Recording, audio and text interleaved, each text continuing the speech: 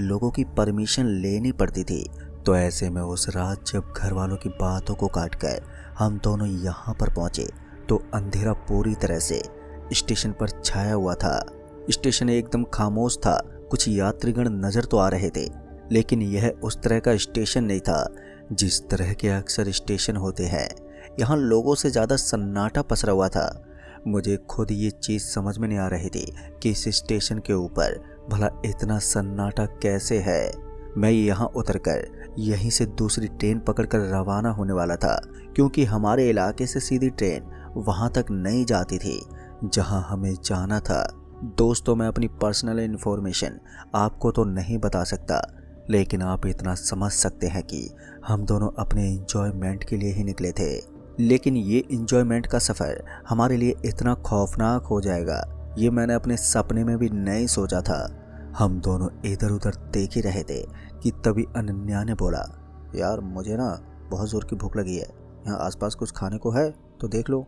मेरी बीवी अनन्या की बात सुनकर मैं इधर उधर देखने लगा, लेकिन उस स्टेशन की खामोशी से एक बात तो साफ हो रही थी कि इस स्टेशन के ऊपर आजू बाजू में मुझे कोई समोसे कचौरी वाला तो, क्योंकि इस स्टेशन की खामोशी को देखकर शायद कोई भी यहाँ पर ठेला ना लगाए।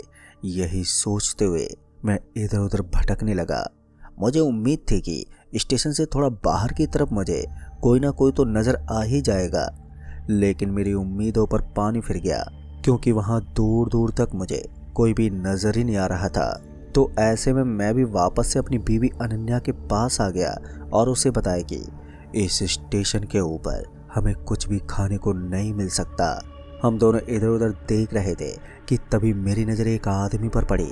तो मैंने देखा कि उस आदमी ने अपने हाथ में एक लंबा सा डंडा लिया हुआ था और उसके ऊपर उसने कुछ चिप्स के पैकेट टांग रखे थे और साथ ही उसके हाथ में कुछ बिस्कुट के पैकेट भी थे। मुझे लगा कि शायद ये आदमी यहाँ सामान बेचने आया होगा, इसलिए मैंने उसे आवाज़ दी, लेकिन उसने मेरी तरफ एक बार भी मुड़कर नहीं देखा।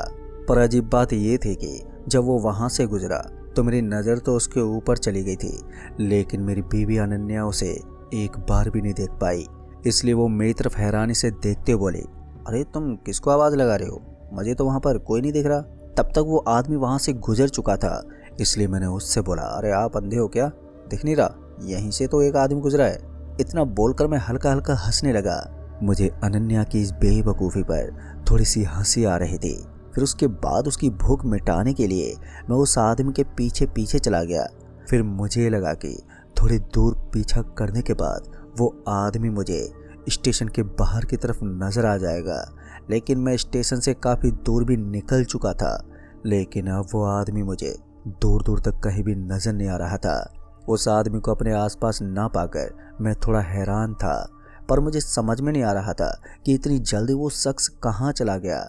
फिर मुझे लगा कि अब मुझे यहाँ पर कोई खाने पीने की चीज़ खरीदने की उम्मीद छोड़ देनी चाहिए, क्योंकि यहाँ पर मुझे ऐसी कोई भी दुकान नज़र नहीं आई जिससे मैं थोड़ा सामान भी खरीद सकूं।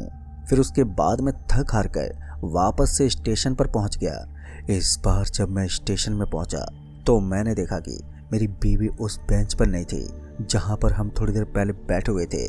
उसको वहां पर ना पाकर मैं थोड़ा हैरान हो गया और फिर अचानक ही मुझे किसी के रोने की आवाज़ सुनाई दी।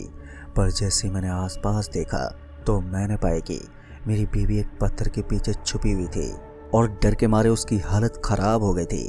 वो डर के मारे रोती जा रही थी। फिर जब मैंने उसको इस हालत में देखा तो मेरे रोंगटे खड़े हो गए। फिर मैं भागता उसके पास पहुंचा और बोला, क्या हुआ अनन्या, तुम ठीक तो हो ना?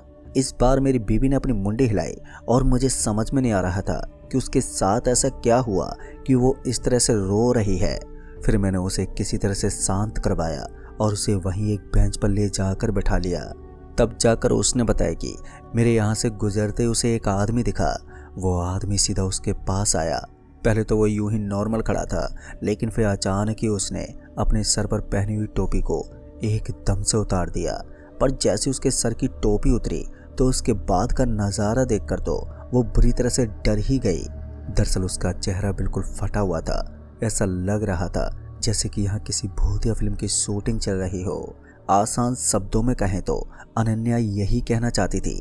उसने अभी अभी किसी भूत को यहाँ भटकते हुए देखा।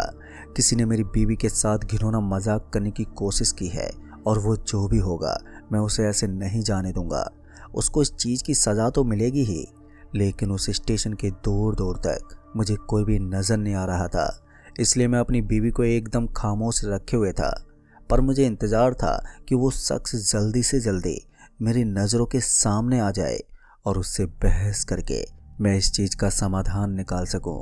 फिर थोड़ी देर तक तो हम दोनों वहीं पर बैठे रहे और फिर अचानक ही हमने देखा कि उन पटरियों के दूसरे साइड में एक आदमी फिर से हमें भटकता हुआ दिखा। इस बार वो आदमी सीधा पटरियों पर पहुंच गया और तभी मुझे एक ट्रेन के हॉर्न की आवाज़ सुनाई दी। इस स्टेशन के ऊपर से इक्की दुक्की ट्रेन का गुजरना एक आम बात थी। तो ऐसे में जैसे ही मैंने उस